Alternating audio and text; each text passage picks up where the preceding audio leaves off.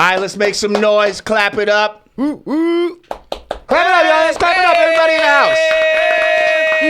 Let's start this morning with some energy, y'all. Wake the fuck up. Yes. It's time for the Yanadameen Godcast. Yes. Peace. I am Lord Jamar. And I'm Digga. Okay, and today we have a guest host with us. We do.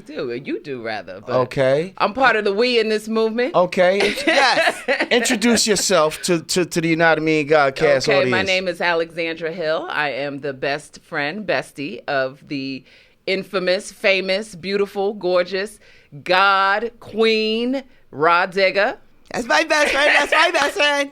AKA that snack in the microwave for 20 seconds. Yeah, and on top of that, I'm also a radio broadcaster myself. So it's an honor to be here. I love Of the last standing jazz the last station. standing. That's right, the last standing in the most famous, probably in the world, jazz station that's based right here in Newark, New Jersey. WBGO 88.3 FM. Hello, you just revealed that we tape in Newark, and I didn't really want people to know, but okay, fuck Well, it. WBGO 88.3 FM to edit. Based here in Newark, New Jersey, has been for the last 35 years. I also produce a show called Newark Today with Mayor Ras Baraka. Started with Cory Booker. Nice. But now, of course, Mayor Ras Baraka being the current and reigning mayor of Newark. That could be until next month, until May 8th, when Newark holds its general election. So we'll see. He's running against a pretty strong candidate, I would say. That could give him a run for his money. Okay, well, right. we definitely support Ras Baraka up here. Great brother. Absolutely. I love your voice. You got a great radio voice. Well, I see thank why you you've very been much. doing this for so long. Well, welcome. Thank to you. Yanadameen Godcast. Today's mathematics is build, destroy. Okay, build, destroy. In the math would be the number 8. There's a top cipher and a bottom cipher, so it's all about building and destroying. In order to build, you must add on and destroy the negative, okay, which is to take away from. So this is a day that you should plan on building, creating, and taking away the negative bullshit in your life. Peace. I'm Okay. all about that. Amen to that. All right. So listen, real quick. Last night, since today's it's going to come out on Sunday, we, Brand Nubian, had a show in North Carolina. Okay. I'm sure we tore it down. Right. Yeah. So shout out to Chapel Hill, Cat's Cradle. Yeah. That's a very historic historic venue in Chapel Hill. Cat's Cradle been there for years. Okay. We rocked there many times over the years. So shout out to y'all. Thank you for the hospitality and all of that. But in real time, just about going through our week, we usually shoot on Wednesdays, but today we're shooting on a Thursday because your man. And why is that, Brother Jay? Your man, Brother Jay, got locked up. Ooh. Sent to the slammer. You're a product The of the pokey. environment. The Bing. Bing! The motherfucking. The box. Yeah. I had to go through the system. It's rough, huh? Well, you know what? I'm not going to lie.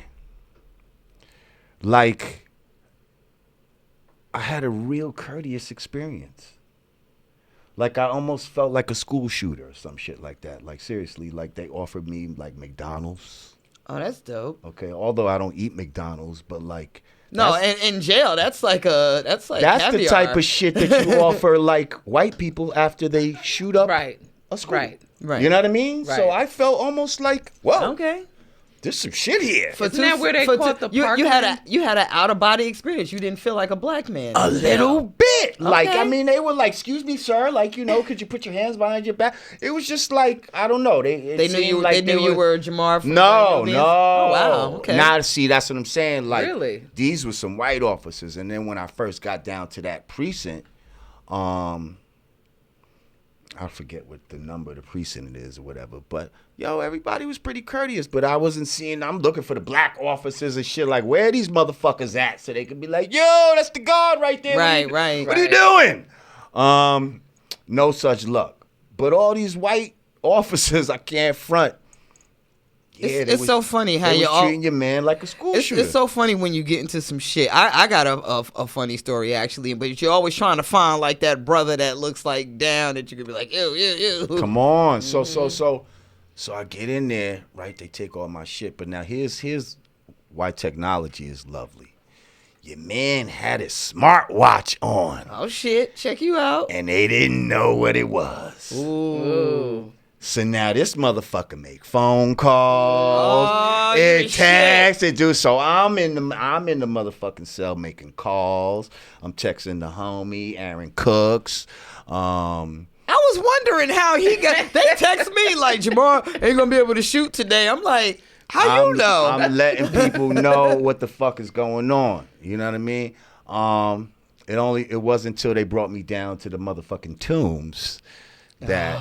They got central on booking. Yeah, they got on to the watch. But once I got to the tombs, now I'm in my habitat because all the fucking COs damn near are black. Yeah. And you know, I grew up listening to you. Yo, I got in there. The sister, first of all, she put me in my own shit or whatever. Not that anybody wants PC and all this type of shit, but nobody wants to sit up with all these stinking motherfucking mentally ill, drug addict motherfuckers that they have you all stuffed in these fucking cells with. So, you know, she gives me my own cell. I'm sitting there. All of a sudden, I think she called herself Mrs. P. Shout out to Miss P. She looked out for the God. She's like, special requests. I'm like, what the fuck she talking about? All of a sudden, loud as fuck, Wake Up come on. She start playing Wake Up. Peace to the God. Peace, Allah. Hey, yo, there go that brother Grand Poobah. Heard that brother got knowledge. Yo, True and G, brother. Yo, let's have that brother come over and add on to the site. Singing all the words. Fucking talking about, move on, black man, move on. Then she plays fucking Don't Let It Go to Your Head on whatever box radio they had on. You know what I mean? Wow. Yeah, like I was like, She just wanted you to know she was. This is surreal. Like I'm locked up and you like playing my music and shit. But hey, they treated the God very well. At least they didn't ask you to spit a verse. Yeah, that would have just been the ultimate. They helped, you know what I mean? They made my shit comfortable and you know what I mean? You was not letting go what you got. I think I got out of there. Though. Huh? I said you was not letting go. Well, they pulled me over for fucking dark tint. Okay. Talking about some my bullshit. tent was too dark. I hate that. That's so petty. I asked him earlier what he get locked up for. He said some bullshit. Yeah. Oh, no, I'm like, no. He is not trying to tent. No, this was tell it up. No domestic violence and no shit like that. No. I said that too. I was like, long as it ain't domestic, long as you ain't beat your wife up, we good. Nah, Chief. Everybody got their gates. We don't need them problems. Nobody got their gates knocked out. Everything is A-okay. Tents though, that's the worst. So and then some bullshit came up. I don't want to get into specifics of all that. Gotcha. But long story short, they got your boy, and I just had to go through the bullshit of going through the system. It seemed like to me though, they need to get a brother maybe every 10 years or so, just to keep up with how you're looking, and you know what I mean. Mm-hmm. Your address and all that. I think they. You know what I mean? A brother's bound to get locked up a few times during his life, just on a humble. That's a conspiracy theory. Yeah, that's a conspiracy theory that I can definitely subscribe to. I mean, first of all, not all conspiracy theories are theory. There's what I call conspiracy practice. Right. You see what I'm saying? Mm-hmm. It might be a theory because you, per se, don't have the, full-on proof, but shit, I know plenty of theories that people put on but we don't have the as proof fact. They keep it from you. That's the Big Bang theory. Yeah, absolutely. You know what I mean? Well, let's give Jamar a round of applause for getting out of it unscathed. Okay. He didn't get shot in the back. They didn't mistake his watch for a weapon. In his sleeve. Right. Just and they didn't give me a rough ride. Right. Because okay. I could have got the rough ride from the precinct Right. to the motherfucking downtown. Because they put you in the van, your hands True. is behind Yep. the shit, and if they want, you could be tossed all around that motherfucker. You know what I mean? But yeah, it was all gravy.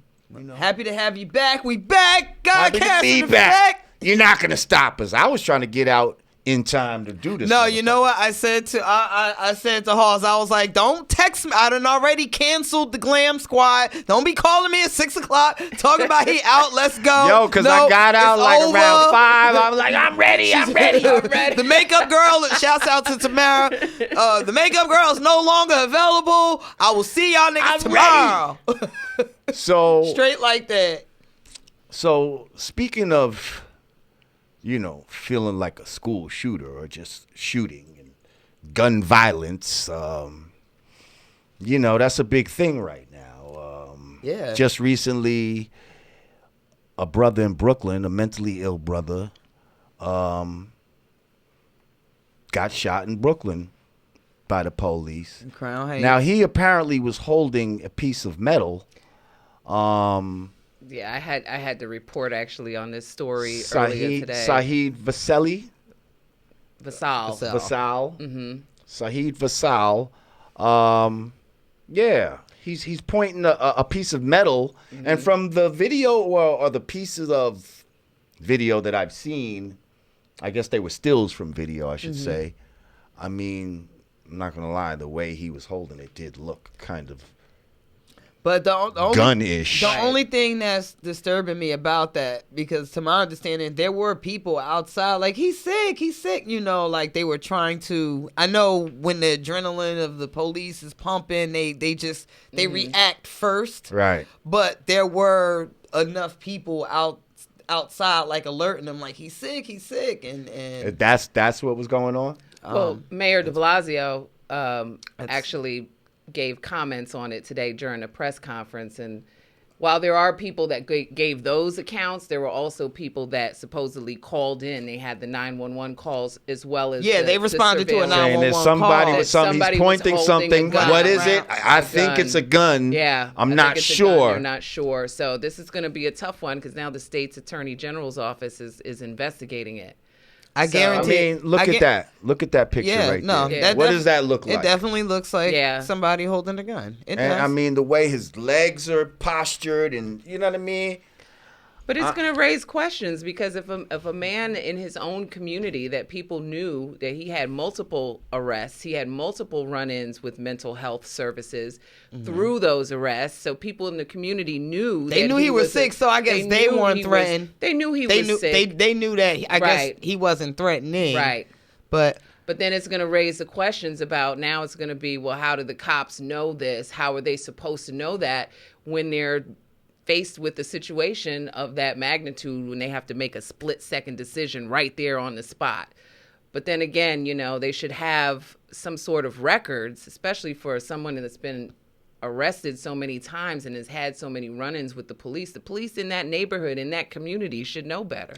Well, I think this speaks to like gentrification, how, if we grew up around this brother, we probably know, he's Right. a little wild. Well, We know he ain't got no gun. He be wild. That's what the But now people- you got white people that's what moving the people into that the were hood. interviewing him said. And I was just thinking that. I said, I bet you the person that called. Come on, you got white people moving into the hood. Now he comes up on you. All of us know that's just Right. That's whatever crazy his name. Pookie That, from yeah, he ain't down the gonna do street. shit. Right. He just wilding. Right. He's just playing army man right now, you see? But to the white people who are moving into a place that they already feel uncomfortable, okay, but you go in there as an opportunist, okay, because you're trying to get some shit that, more bang for your buck, so you're going to go to the black area and try to get us the fuck out of there. And this is the type of shit that happens. Now, you don't know the community. You didn't grow up with these people, so you don't know the habits and characteristics of the people that you're coming amongst. Well, in all fairness, let's not make this a white thing, black thing, because any new person moving into a neighborhood, if I don't know Crazy Pookie, my black ass is going to be on alert too. Yes, but at the same time, I think when you're amongst your own people, you're able to sense certain vibes. Absolutely. You see what I'm saying? Like if I Absolutely. wasn't from there, as a black man, I still might be able to discern, wait a minute, is this the crazy Pookie of this block? You see, because we all got one. Right. You understand what I'm saying? Right. So maybe I would say, Right. is this the guy of over here? Because I got a Ray Ray where I live at. You see what I'm saying? Y'all got a crazy Pookie. I got a crazy Ray Ray. So is this Shout crazy out my Ray homeboy Ray? Sharif. I don't think he's crazy, but he's definitely, I don't know. He just I wouldn't be as on edge as he's a in white tune with person. nature now. Like Put it he that literally way. just left his life alone and said, I'm going to live on the streets in the woods and just be at one with the land. But he's still a normal nigga. Now- Come around. There's something smoke to weed and admire everything. about Now, that. real quick, speaking of mentally ill, okay, so we're talking about when we go to the Stephon Clark shooting, right? Now, that is obviously some crazy shit, 20 shots for doing some, breaking into cars. Mm-hmm. But right now, it seems that the media has chosen his brother. What's his brother's name? It's Stevante. Stevante. Stevante. Stevante Clark to be the spokesperson for, his brother's murder. Now, Stevante is obviously mentally ill. He's obviously mentally ill. You think so? Why do you say that? I've seen his. I saw him. Shut down the city council meeting there in Sacramento. I watched him get up and walk out on Don Lemon on CNN. But it never struck me that it was something wrong with his mental health. Look at it again. Okay. In dramatic fashion, chanting Stephon Clark's name, then jumping onto the mayor's council desk, demanding those in attendance chant Stephon Clark's name louder. Stop, y'all. Stop, please. My brother just got shot 20 times. If everybody don't shut the fuck up. How's your family holding up? How are you holding up?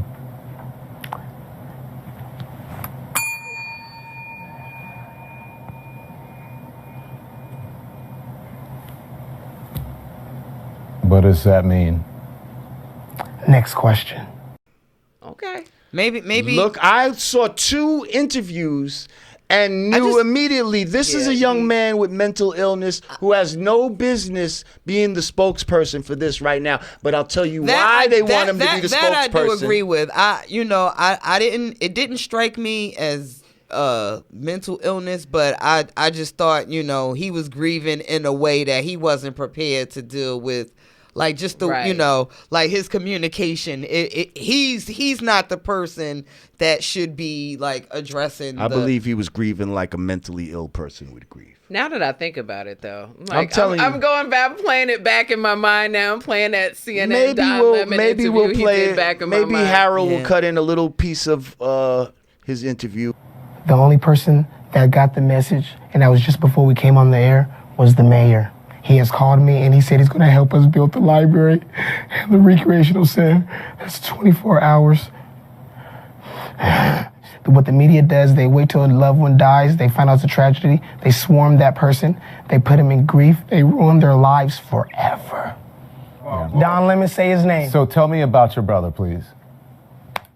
Don Lemon, say his name. Stevante, listen, you're in grief. I'm sorry for If we You can. might have a And just see and tell me what y'all think about the diagnosis, okay? Yeah. We'll be back. Okay? We're gonna take a break and come Absolutely. back. When we come back, we'll talk about what we're gonna talk. Okay. All right. We'll be back. System of white supremacy, according to all the evidence, is a complete system, meaning that it is a world prison.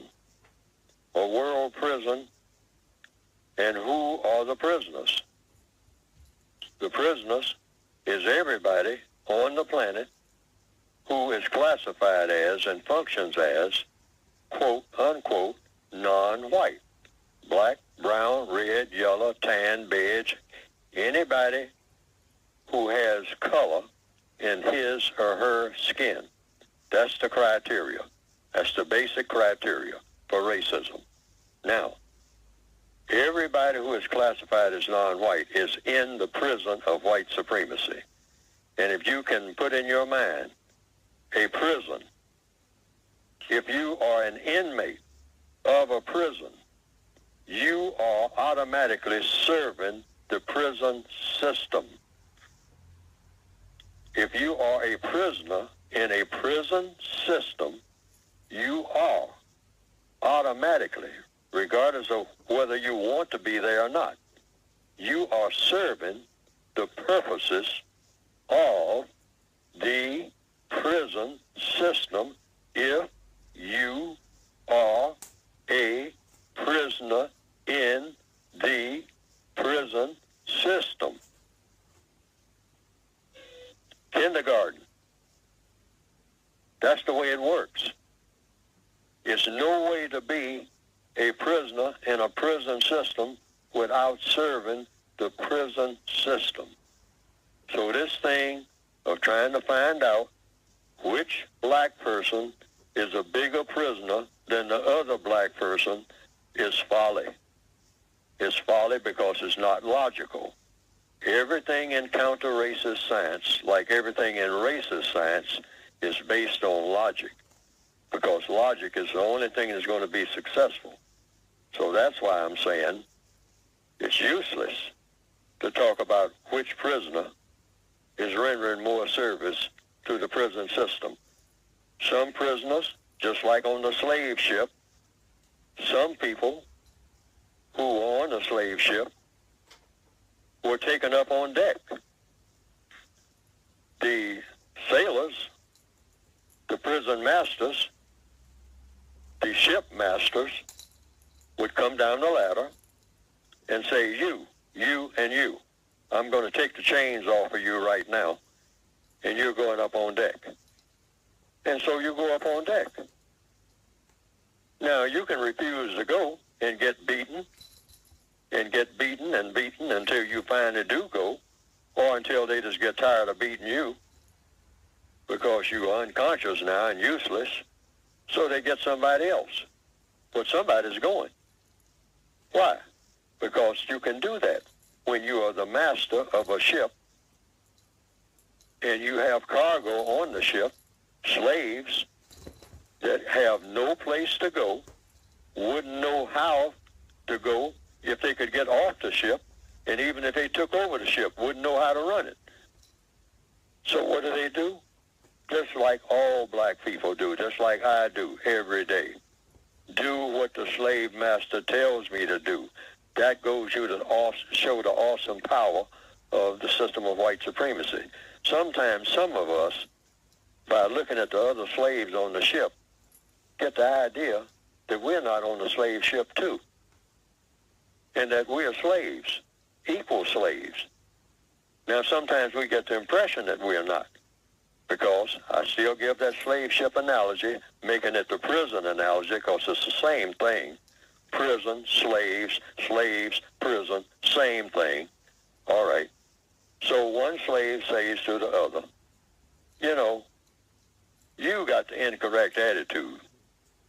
We're both slaves, but you don't have any dignity. And other slaves says, yeah, you say that I'm silly. Say, yeah, you're silly and I'm dignified. So that raises a question based on logic. What is the difference between a dignified slave and a silly one?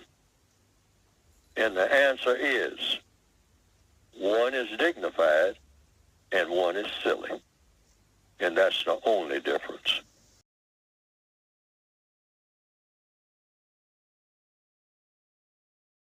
All right, we back. Yanadameen Godcast. I am Lord Jamar. And I'm Digga. We got our guest. I'm Alexandra Hill of WBGO and also Digga's best friend. Go best friend. Go Hey. best friend. Go best friend. That's my best friend. Go best My friend. new friend. I first met her at the NJ Pack at the Art of Rap concert. And, you know, there was a dope-ass, like, Art of Rap poster, big life-size poster. And a couple of people was like, you know what? Somebody should take can't that. stop laughing. And then Alexandra I did. had the balls enough to say, you know what? Fuck it, I'm taking it. She walks out with the shit. Nah, She had it.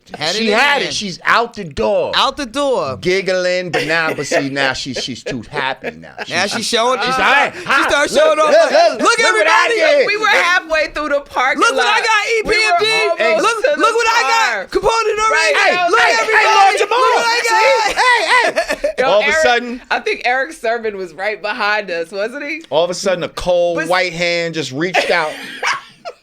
Excuse me, miss. No, he did the tug of war shit. Before he he said I was anything, like- I he was- just grabbed it. So was like, she's nah, you walking, can't.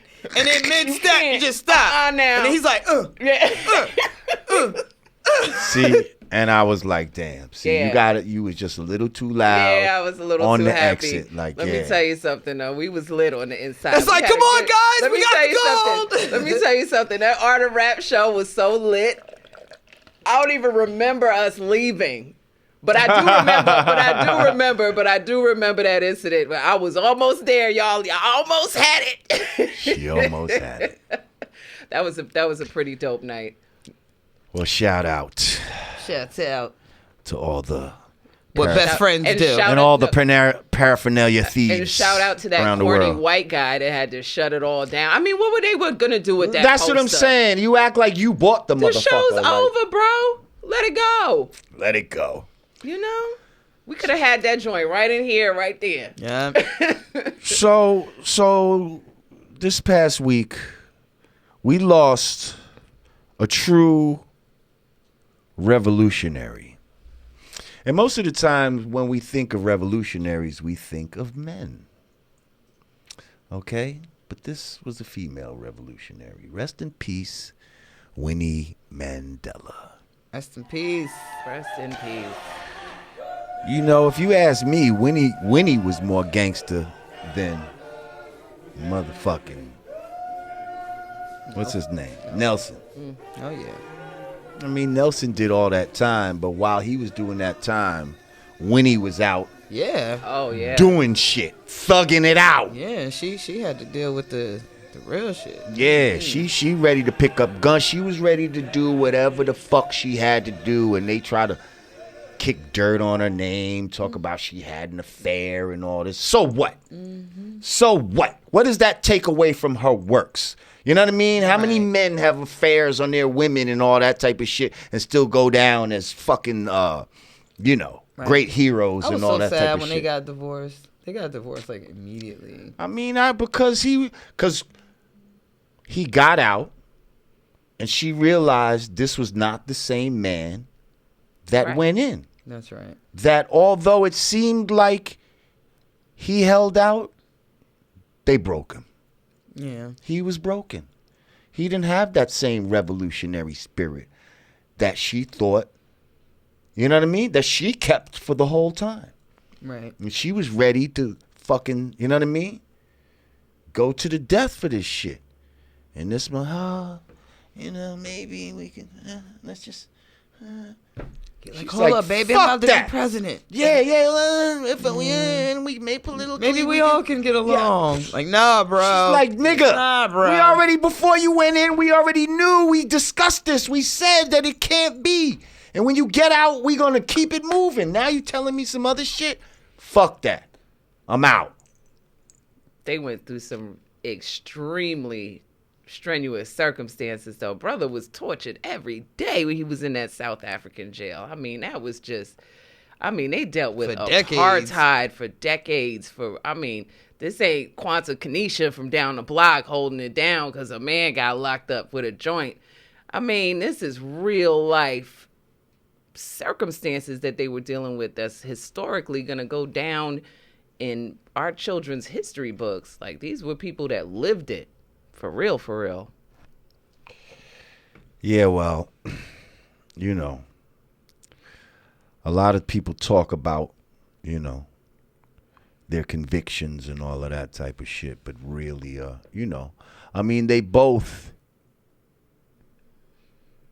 they both went a far distance for what they said, you know what I mean? Right. They was about, but, I think it's fair to say they both lived and died for the cause.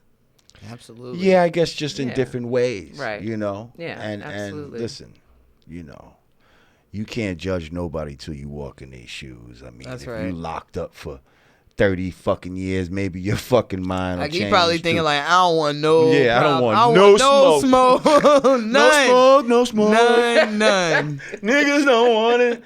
Fuck that. And she's like, fuck that. I want some smoke. I ain't, you know what I mean? Right. I'm smoking. Right. Yeah, I'm smoking. Fuck that. As So, black women always do. Damn it. well, rest in peace, Rest in peace, Winnie Mandela. Winnie Mandela. Also, last night I saw they were. What is this, like the reunion of Martin Luther King's assassination? 50 year anniversary. Yeah, it was, and actually Danny Glover was in Newark speaking about it with the mayor. They had some event in downtown Newark, New Jersey last night. We covered it actually. Yeah, the 50th anniversary of his assassination. And the night before, a lot of cities and a lot of states had events for the mountaintop speech, which was the last speech that Martin Luther King Jr. delivered before he was assassinated on April 3rd, 1968. Right. And that's an iconic speech. I've been to the mountaintop. I've seen the glory of the coming of the Lord. Free at last. Yeah. No, that's not free at last. Look at me. Look at me looking like a fucking ass nigga right now. I'm getting the speeches fucked up. No, the mountaintop speeches. I've been to the mountaintop and my eyes have seen the glory, the coming of the Lord and all of that. Okay. Like, I may not get there with you, There you go. Okay. No, the but one. I'm free at last.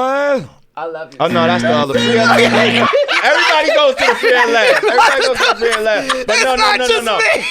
But no. Thank you The for one doing she's talking that. about. Wait, I may not thank get you there. for doing that. I may not get there with you.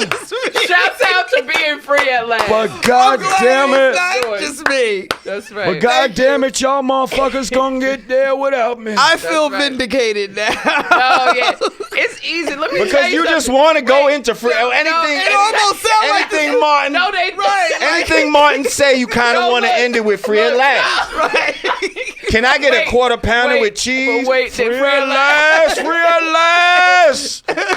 Give me a quarter pounder on free There's at something to be last. said for that because the way that his speech patterns and the way he delivered his speeches, they kind of do all sound the same. I mean, Like it gives you that same energy. It's that same. He kept that same energy with every speech.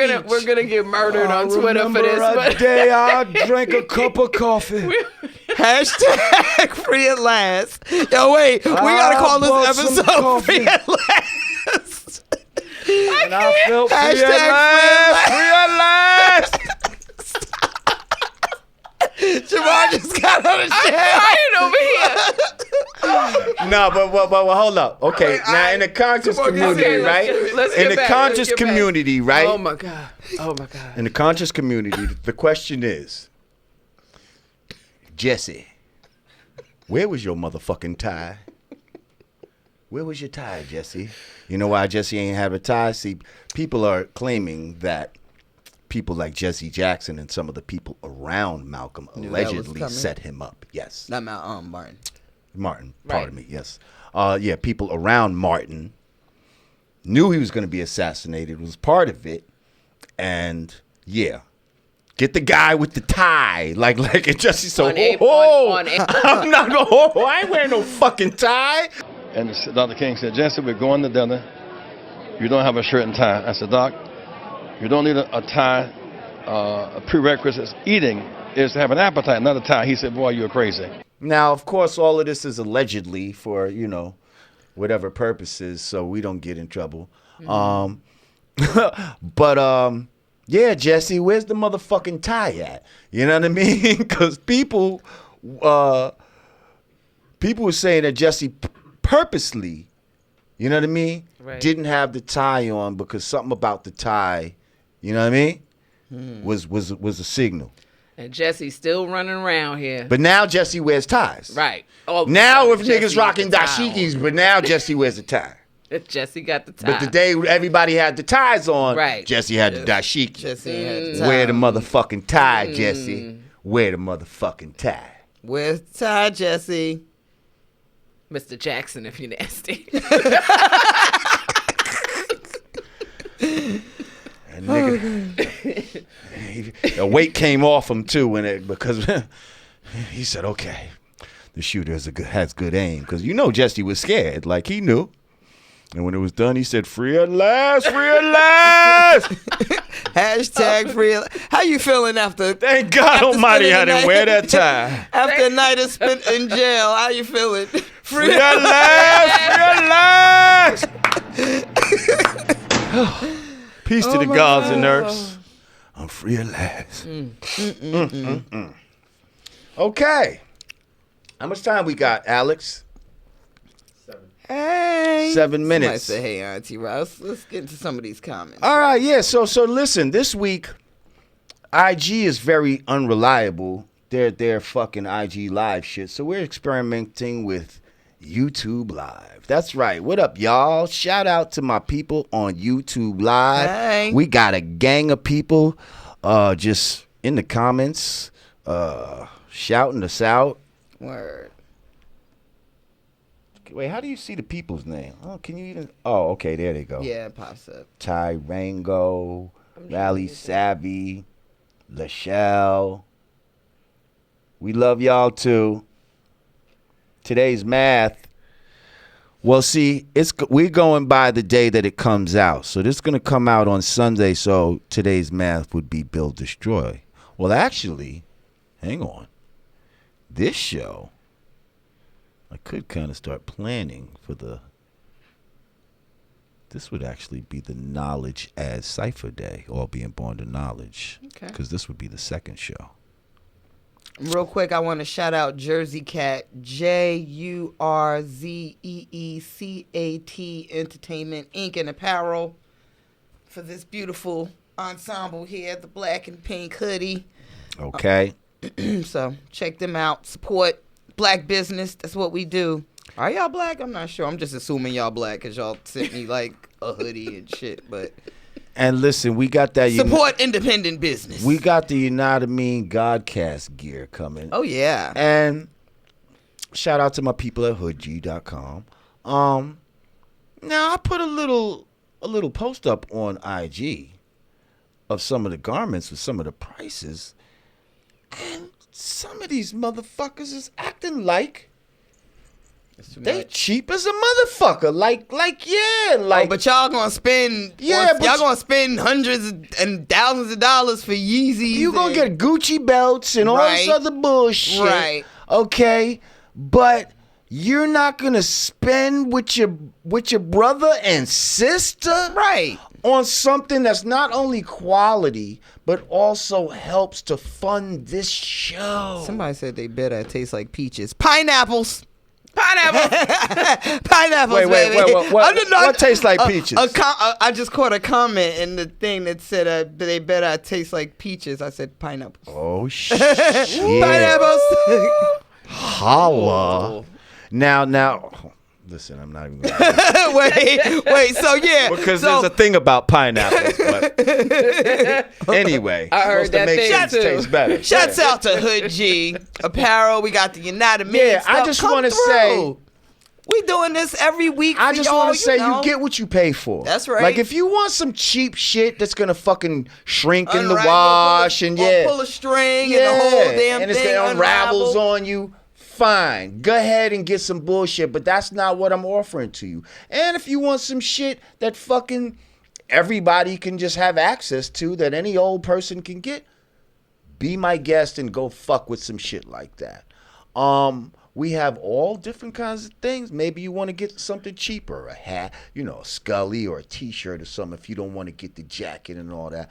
But I'm not going to fucking short myself. Like, we're going to get what we feel we're worth. Not going to be able to do it. Yeah, and like, hey, if you feel it's too expensive, walk out the store then. You know what I mean? But, you know what I mean? Gucci don't give a fuck what you feel about the prices. They gonna still, it is what it is. And the brother working in there ain't hooking you up. He ain't hooking you up, okay? None of it. Now, from time to time, we might have a sale for your ass, but listen, the prices are what they are. So if you support this show, you say you love it so much, and all y'all motherfuckers that say, oh, don't break the show up into 20 minutes, keep it an hour. Put your money where your mouth is, okay? Like, you gonna have to pay for that hour. Let me see some Yanadameen Godcast merchandise. So let me see your receipt for, donating to the show on Patreon. And then you can really have a say-so on this motherfucker, okay? Okay? You heard? Neck roll. Okay. So an interesting story that I saw that I'm like, what the fuck? The Brooklyn Museum recently appointed a new curator of African art, and it's this bitch. Insert.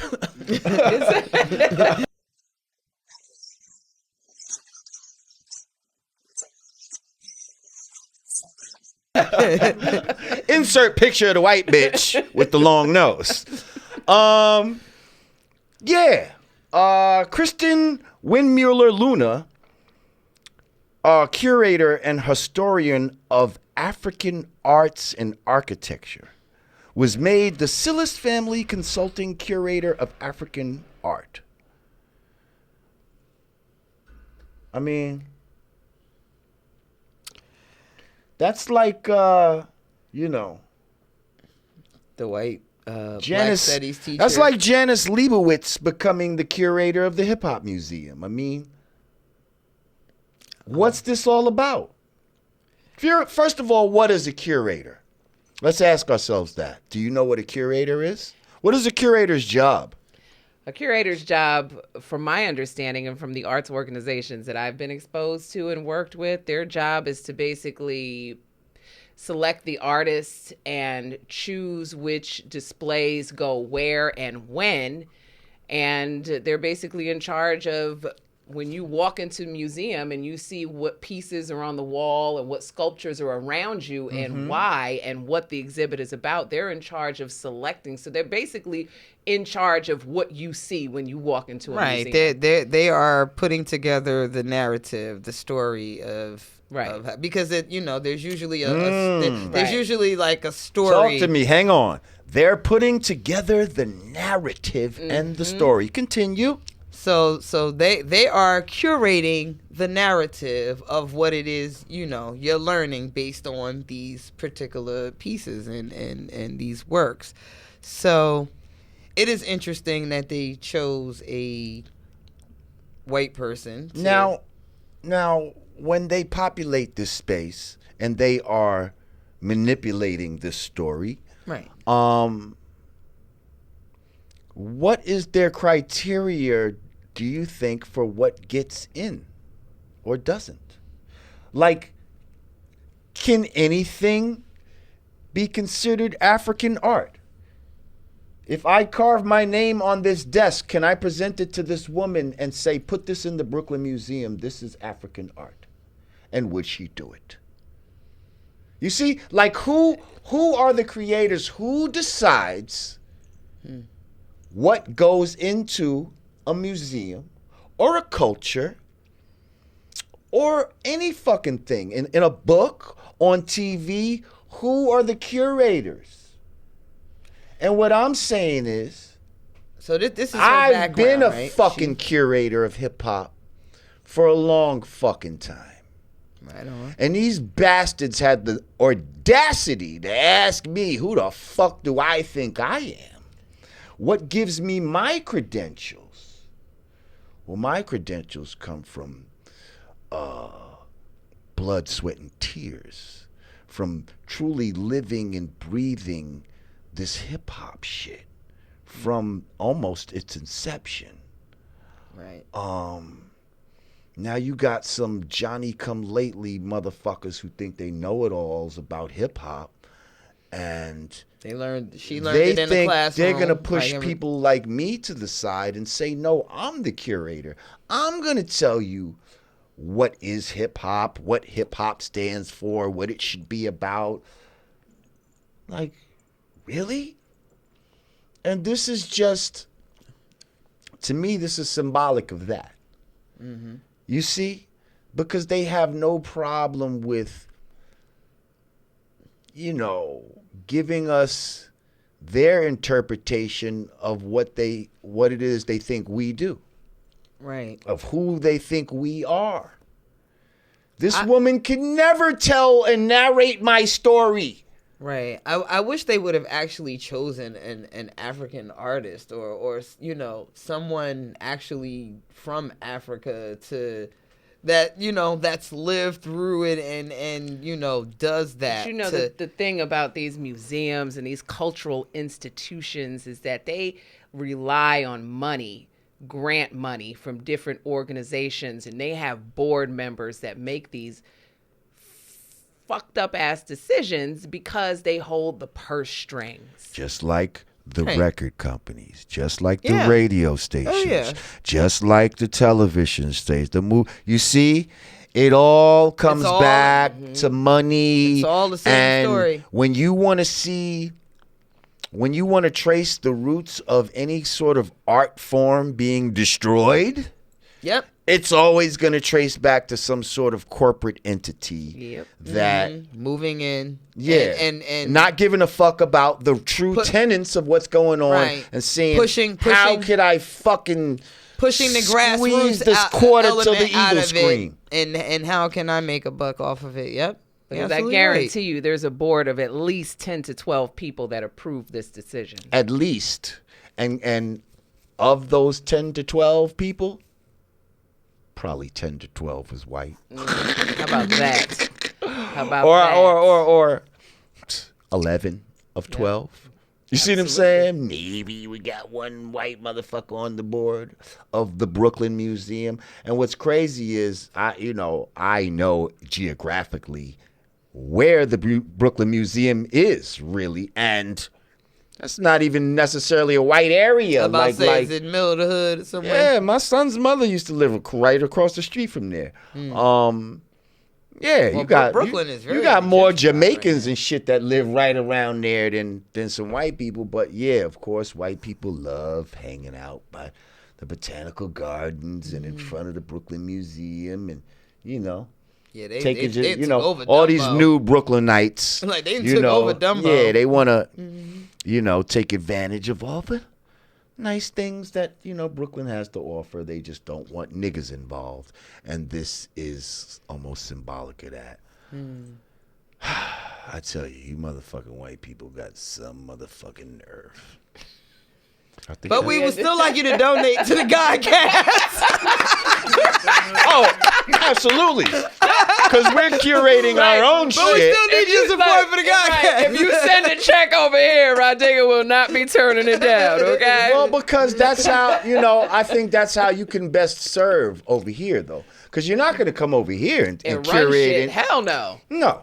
All you can do is say, No. hey, I believe in what y'all doing.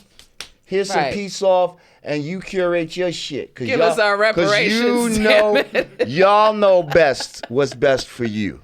On another note, can we shout out the 18-year Chinese Puff Daddy, knock it birthday off. of Can we shout out the Harriet 18-year? by Rah Digga? Round of applause for that. Now that's a real classic hip hop album by a queen. Yes. Okay, that dropped 18 years ago, April 4th. That's what's up. Damn right. Congratulations. And it's The still- born day of Dirty Harriet. And this was back when we had to go buy the CD in the Right. store.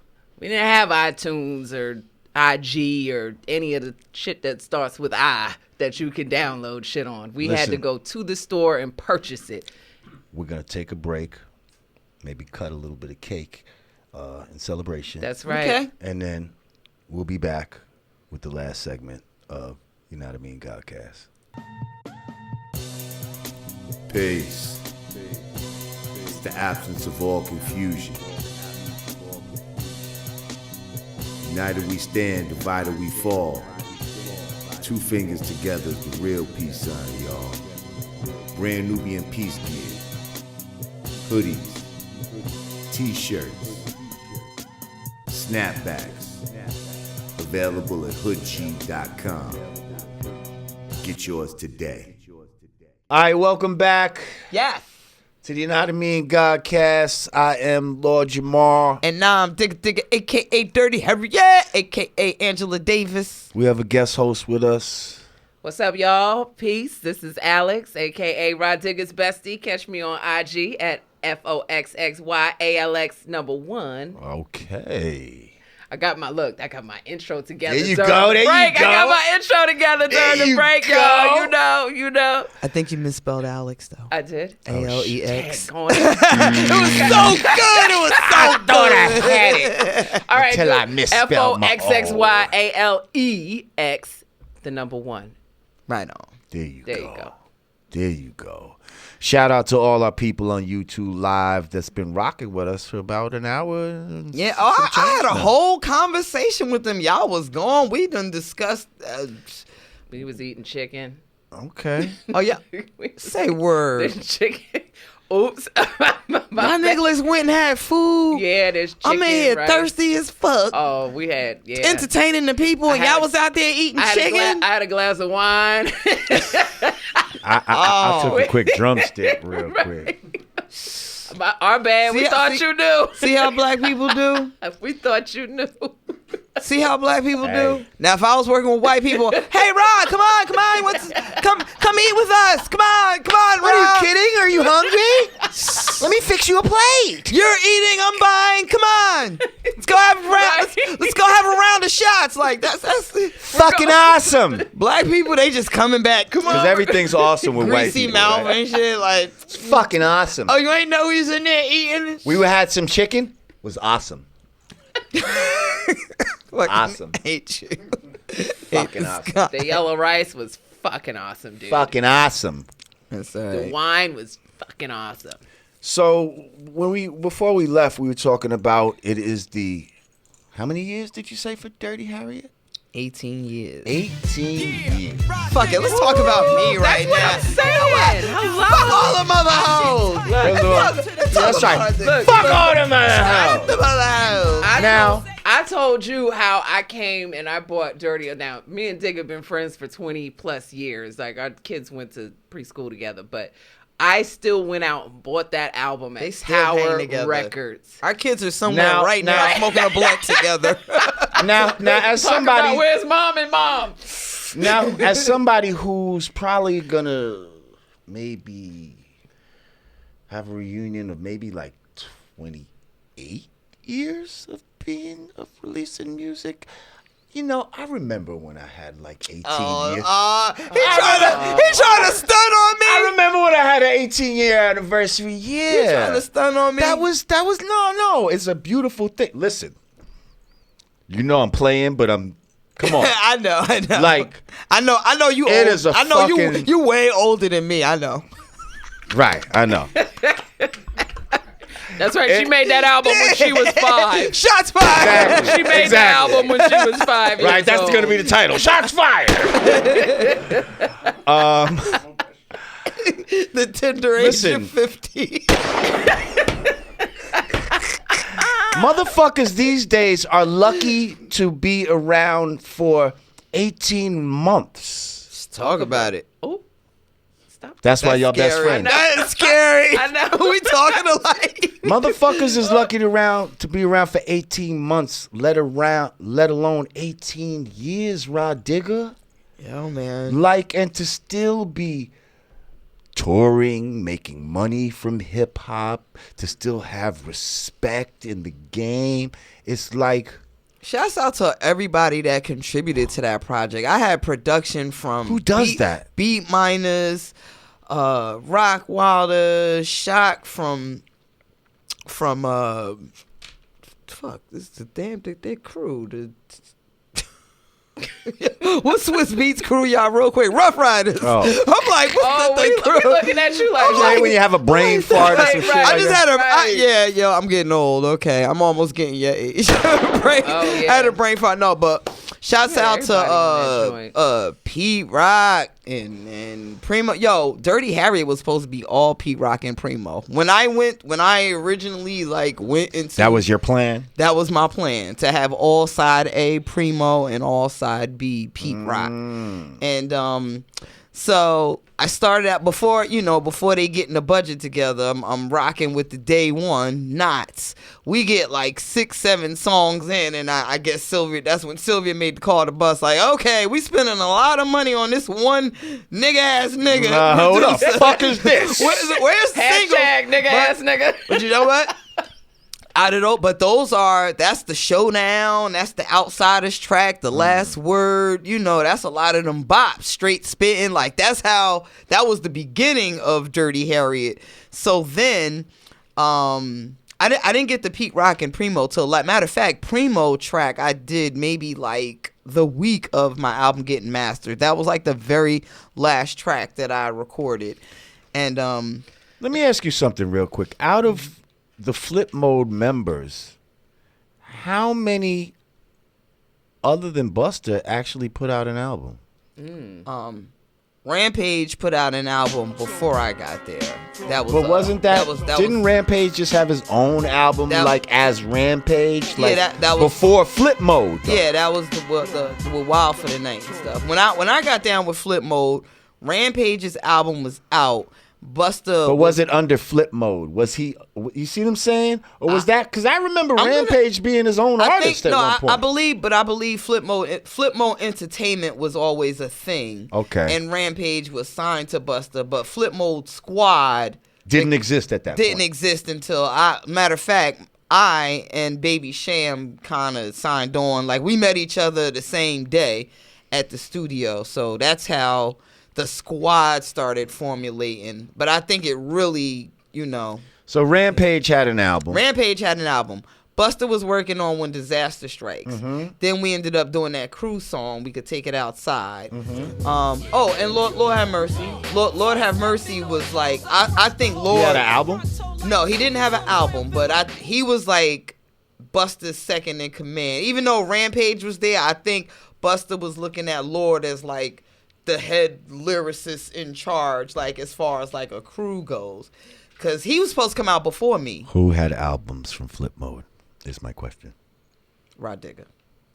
Round of applause for Rah Digga. Thank you. That's what the fuck I was trying to get to. No, I said that, but I'm just saying, like, went gold, by the way. So that's kind of deep too. Once I came, it was you were in a group, a very deep, a lot of people was in this group. Right. Quite a few names that we didn't even get to Split Star, and you know what I mean. Yet you got an album out of this motherfucker. Well, Lord Have Mercy, a gold album. Lord Have Mercy, a gold album. Lord Have Mercy was supposed to drop an album, and he had the single out. It was called Paint Your Face. Like that was that record was going, and then I kind of put the pressure on Busta. Like I remember doing this interview on Ladies Night. Like, yo, wherever y'all see Busta, y'all see him in the Jamaican spot, you see him in the jewelry spot, you tell him we want a Digga album. And he actually pulled me to the side like, come on, yo, you gonna create like a security situation for me. Like, well then get me a fucking album, you boss. really got niggas running up on me. Like, because we did the 2 singles. We had the Cha Cha Cha. We had the Everybody on the Line Outside. Now, all this time, Lord Have Mercy was slated to go first, but we did Cha Cha Cha. It ended up surpassing their single. Like, that was supposed to set up Lord, and people were familiar with Rampage. Me, Spliff, Sham, we the newcomers. We on the other half, Cha Cha Cha. But Cha Cha Cha bust that record ass. Y'all people wanna get down? Y'all suckers wanna battle? Hey, what y'all wanna do? Ladies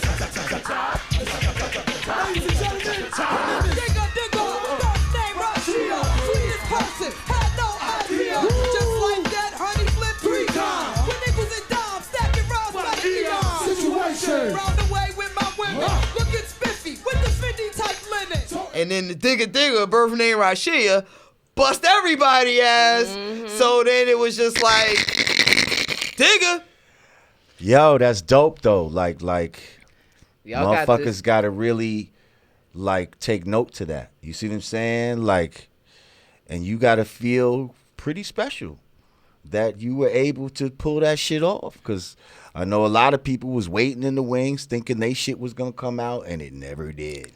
See, that's the problem. Like, you can't wait. Like, I mean, there's a when you're dealing with an artist who is, you know, the boss or, you know, the label exec, like, they're always going to be in artist mode first. Like, there's, like, very seldomly, there's only a handful of artists that I've seen that really know how to, like, step back and put their shit aside for their put other that artists. businessman hat You know on. what I mean? Like 50 is good with it. You know, Jay-Z is good with it. Like, there's not a lot of people that do that. Like, a lot of times you have the artist still competing with their artists. And, you know, like Busta is that guy. And if you don't have the tenacity to keep up with his work ethic, because that's like, aside from, you know, being a boss, he's also a fucking workaholic. You know, he's a workhorse. Like, that man really right now to this day, and we about to be in our 50s, like, he in the studio every day, 7 days a week, 20 hours a day, like it's 1999. I was on my way to the studio to go fuck with Busta when exactly. I got pulled over Like, and got locked the fuck up. Oh, and shout out to Bus because he did come and picked up my whip for me and put it in the parking lot and all that. Love you, God. He's still doing this like he in his 20s, like going. And he's gonna go to the club every night. I'm about to say, going to the club and coming back to the studio and starting that record at 3, 4 in the morning. Like, he's still doing that 7 days a week, holidays, weekends. So every day. And you have to match that. Like, you can't be the person to sit back and wait for him to get around to your shit. He's gonna be 3 albums done by the time you see what I'm saying? Like, you gotta be in the studio with him, listening to all the shit that he make. Yeah, that's dope. That's dope. Check this shit out though. Check this out what I made. And that's another way I got him too. People don't know Busta make beats. He be making beats. He made curtains. He made curtains on Dirty Harriet. Like, he'll make a beat. I'm like, yo, give me that. I go home or whatever. I come back the next day. He playing some shit like, yo, check this shit out. What I did. Yo, I played them curtains. He like, yo. So when you're doing stuff like that, like, it's almost like you have to, you know, 48 Powers of Law, Laws of Power. 48 Laws of Power. Laws of Power. You don't want to outshine the master, but you got to match that motherfucker. You got to match him, especially when you're dealing with somebody that's, you know, that in tune with their own, you know, wrapped up, consumed with their own stuff. Like, you got that's the only way to survive in that. And I just feel like a lot of the guys with Flip Mode, they were, you know, they were complacent with just showing up. Like, we at the studio every day, we recording, everybody's, you know, going home. Me, I'm trying to sneak copies of the stuff. I want to go home and analyze what I wrote. Like, people, they... Well, your work ethic definitely. I mean, it Who the hell say clearly they used shows. to write for Biggie? Somebody said I used to write for Biggie. You and not Get went on. your ass off this damn string. Yeah, well, I used to write for Biggie. So, Oh yes, and he did Harriet Tubman. Thank you for reminding me. Busta got two of the hardest joints on my album: Harriet Tubman and Curtains. But your work ethic clearly shows. You and Knots, who also How come you produced didn't on have the Lauryn album, Hill right? on your debut? I mean, Lauryn was. I wrote for Digga, seriously, y'all. Logical atheist. Oh shit! Do you have something you want to talk? Me? Tell us, Digga. I want it. Let's hear it. You gotta show me the receipts. Right, when you were part of the Outsidaz. I was a part of Outsidaz at the same time. At the same time, I left Flip Mode. Shouts out to the Outsidaz. Hard to take them niggas outside of Newark though. Why is that? Had to leave them in Newark a lot of the times. Well, when niggas start acting up, why? I be burning them seeds like Betty Grant saying, yes, that's the Flip Mode disaster strikes. Why did I have to leave them at home? Because they was crazy. They crazy. And not crazy in the sense of like, they like rock star. They was just rock star crazy. Just trash the place and And how do you get a lifetime ban from the House of Blues? Like the Outsidaz are banned from the like when you go to LA, the House of Blues is the legendary venue that like you have to perform at the House of Blues when you go to LA. Okay, now you have to tell us about the night that they got banned. I wasn't there. All I know is they are banned from the House of Blues. Does that not include you? You're not. Oh, look, I'm Flipmode. Look, see when shit like that happens, that's what I'm Flipmode. Banned from the House of Blues. Banned from Platinum Sound. Oh, is that the studio? One of them studios they banned from. One of the niggas was high and stole the engineer coat. Like he put the wrong coat. I guess when he came out, when he got to the studio it was like 70 degrees, and then he left it was like 30, and he was high and he decided he needed a coat. So he just took a coat from the closet, didn't care who coat it was. Slangton, rest in peace. Nigga stole the engineer coat. That poor man got a fucking skateboard home back to Brooklyn from Manhattan somewhere in fucking 30-degree weather. Just niggas. So listen, I guess this is turning into a quick last minute Digga interview right now. Right. Kinda, right? So you know what I want to talk about real quick? I want to talk about some of the stuff that Digga does right now with the kids. Okay. Because Rah Digga loves the kids. Digga loves the kids. And so just tell me about that, because, you know, I can see that Digga loves the kids. I know. Am I doing all the talking this episode? I feel like I'm doing all the talking this Well, episode. listen, you got your homegirl here. You're feeling loquacious right now. But you know what? Let it go. Wait, before we move on to the kids, I just have one question for my best friend. So there's this track on the Dirty Harriet album, right? Since we're talking about the 18-year anniversary, that I always listen to whenever I'm stood up for a date or when a nigga that I thought I liked don't do the right thing, and I listen to that shit on the ride home. Fuck y'all niggas. Fuck all y'all niggas. Oh, that's me and You and Z with the back and forth. And then he get on and be like, fuck y'all bitches. Fuck all y'all bitches. And you know what? And I want to know the story behind that record. That's my joy. That was actually my idea to do that. I love it. What happened was, okay, so we do the Outsider record, The Last Word, right? And I'm with Z at the time, and he's feeling some type of way because he feels like Pace has more bars on The Last Word than he does. So I'm like, okay, boo, we can do a duet. So, right, this is when dating somebody in your rap crew goes wrong and shit. Sonny and Cher. So we end up doing this debate, right? Oh, Pace, Z gonna be so mad. Like, yes, he was mad because Pace had 3 more bars than him on The Last Word. Let it out. So we end up doing this duet, and my idea to say fuck y'all niggas, fuck y'all bitches, and I do the fuck y'all niggas part, and then he does the fuck y'all bitches part. But when his first verse, the first time he laid the verse, he's like kind of like talking about fucking a bitch. Right, talking about his balls slapping on her ass. And I'm like, wait, stop. That's not exactly what I meant. I need you to disrespect women. I don't want you fucking the bitches. I don't want you fucking I want you to fuck those bitches. Yo, I'm telling you. There's a difference. I'm telling you, yo, there was a line. I think there was a line where he said some shit like, my dick looked pretty in pink. I think when he said that, I was like, wait. Oh, that got left out the song. I'm like, stop it. No, stop it right now. That had to get left off the record. I'm going to need you to be disrespectful. And then he said like the Geico pox.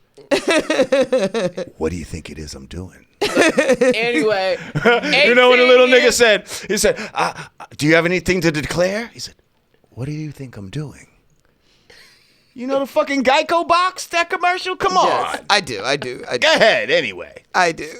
He was declaring something. So, at any event, that song happened. And then, check the Juxta, right? And it's still an anthem for single check- girls check- like me check- all around the world. check Shout out to the single girls. Check out the Juxta. So, back then, we all had different deals. Like, I had a solo deal. Z had a solo deal. We had the crew outside a deal. So, we was milking each other labels. Pace had a deal like, yo, I'm gonna submit an invoice for 20 grand to do a hook for you. Kickback, we split it. So this is what we doing between all our labels and shit. We just busting it down. So we got As Is to submit like a 20. He was a producer, and we got him to submit like a 20. I sent him like a 20 grand invoice for the beat for that record, and so, we gave him 5, we kept 15 and shit.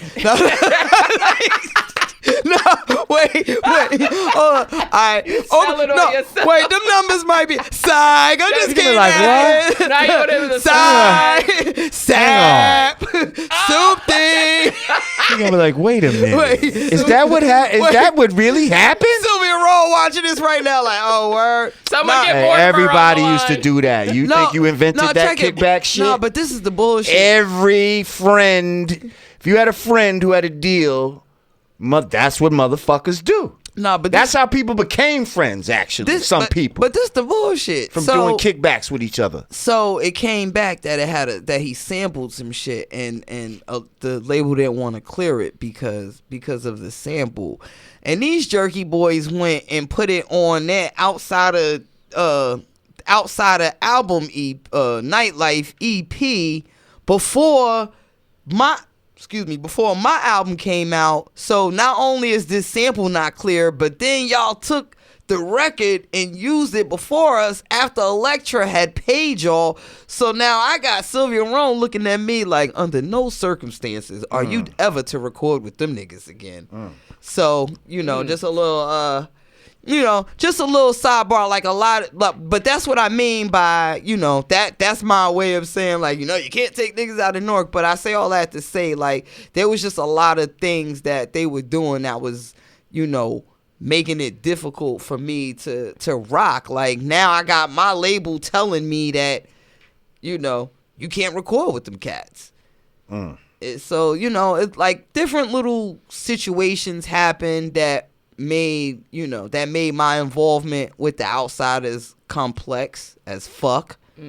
But I always shouted them out and repped them, just on a loyalty tip. Like, it was still us against the world, but damn, y'all made it difficult as fuck. Real quick, first of all, you don't know about people making it difficult as fuck. I got stories. Oh God. But anyway, real quick, let's talk about the kids because we got to be out real quick. Oh, wow. The kids. So, yes, I conduct hip-hop workshops called Lyrics Matter. It is a curriculum that I design myself, and basically I take the kids through the decades of hip-hop history on a weekly basis. Like, week 1, we deal with the 70s to the 80s. Week 2, the 80s and 90s, and everything in between. Like, just how when records started actually started getting recorded, and studio process, the label process, then actual radio, and all the way to now technology and just being independent. So I teach kids these things firsthand experience, and thank God we have YouTube now and all these wonderful things capturing stuff from the past. I take them on trips. I take them up to stations, record labels. There's a shout out to Hush Tours. They actually sponsor me taking the kids to different landmarks within New York, the boroughs, and just all these historic things, Sedgwick Avenue, stuff like that. So it's something I decided to do. Like, I just felt like every day I'm always thinking, like, what more can I do to push the culture forward? Okay, I can co-sign a younger artist. I can develop a younger artist. I can collaborate with a younger artist. I can make music. What else outside of making music can I do? And sometimes the things you can't do, you can teach. So I decided to volunteer my time, and this was something that I came up with to get kids off the street. And what ultimately ended up happening was now I have kids in school, in the school system, like, hey, well, why is this just a street kid thing? I'm studying for broadcasting and studio engineering. So now I, had to put it together for certain schools. And then you had people, and I do this in my hometown of Newark. Right. That's what it was originally designed for. That's whom it was. Right, designed. But this model can be taken Right. anywhere, But yes? then what happened is now you got the neighboring cities, you got the Irvington, East Orange, cities outside of Newark. Like, well, why is this just a Newark thing? Like, we want to do this. So then I started, moving around with it, and then you had the kids in the suburbs like, well, why is just, is this just a black kid thing? Is Right. just a hood kid thing? Like, we love the culture too. So Right, well, and then you got multi-state, so you can sell your curriculum, Then it right? expanded to the burbs, and then next thing you Right. know, then I started getting calls from Baltimore and Philly and different places like, well, why is this just in Jersey? But it doesn't have to New be York? just you, is what I'm saying. You can sell your curriculum to other teachers, and they can do this in other places. Absolutely.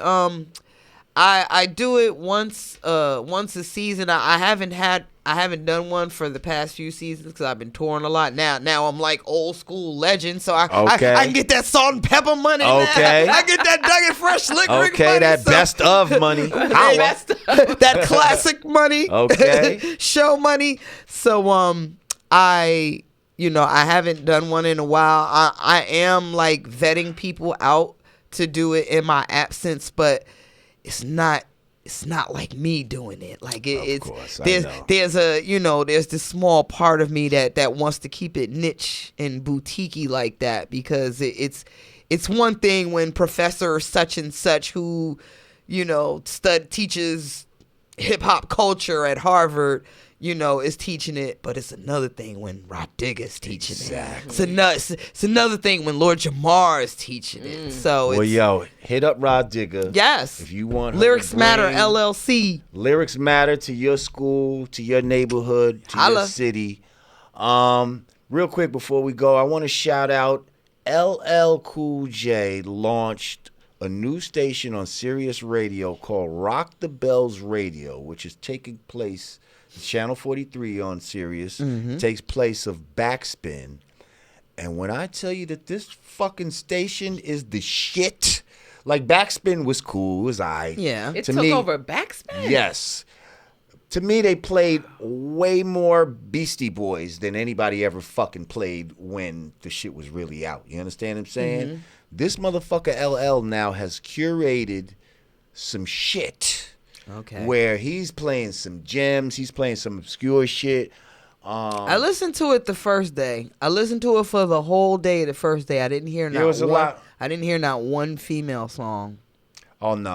I felt the way. No, listen again. Trust me. Okay. He actually goes out of his way where he talks about. He says he wouldn't be in the game if it wasn't for female rap. No, I know. I'm not. That's definitely not. That's not a shot to L at all. But I did listen to it that first launch day, and I'm listening. Well, you gotta let the. I know that was day one. Yeah. We got the rest of life. Well, you gotta let our nuts hang first. Okay. And then y'all get your. I want to hear some chicks. You let your tits hang after that. Hashtag us too. Right.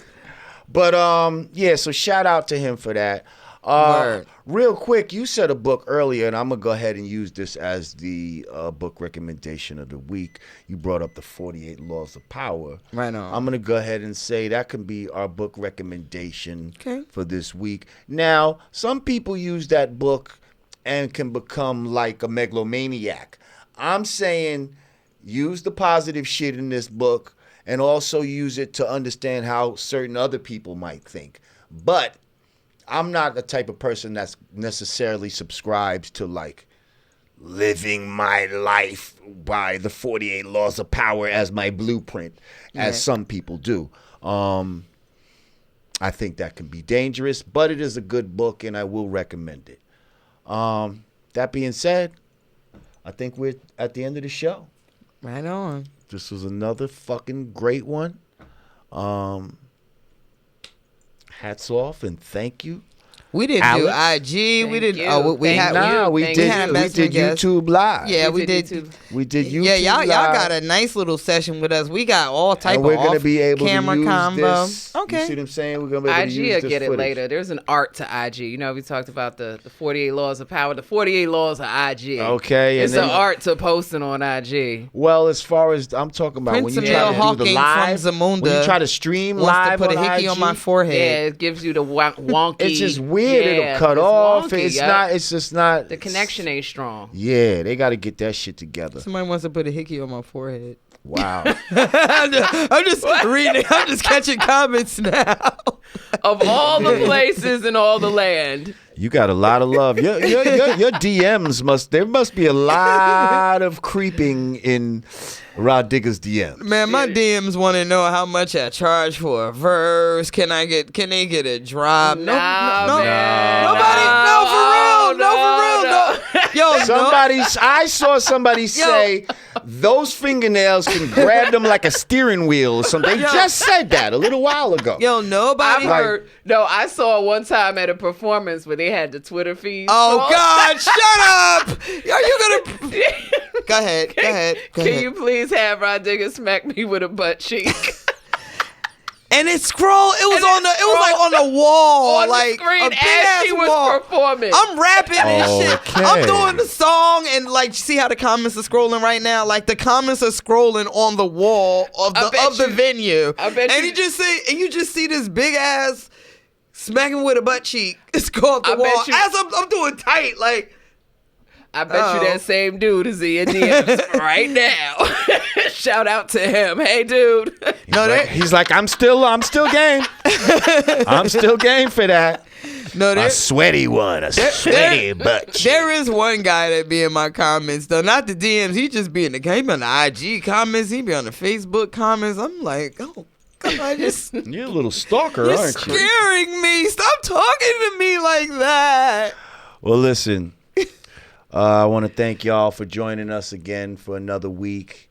If you want to support the show, go to Patreon, go to Cash Me /Yanadameen, or go to hoodgie.com and cop that Yanadameen Godcast gear when it hits. So yes. All right. So once again, for Yanadameen Godcast, I'm Lord Jamar. I'm Digga. Your girl, Alex. Peace.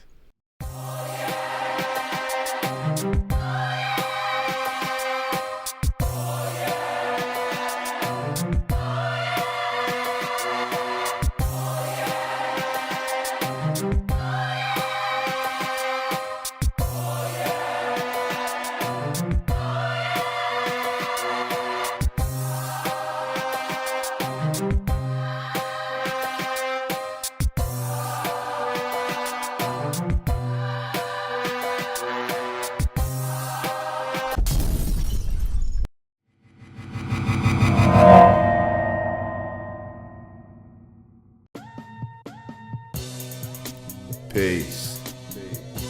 It's the absence of all confusion. United we stand, divided we fall.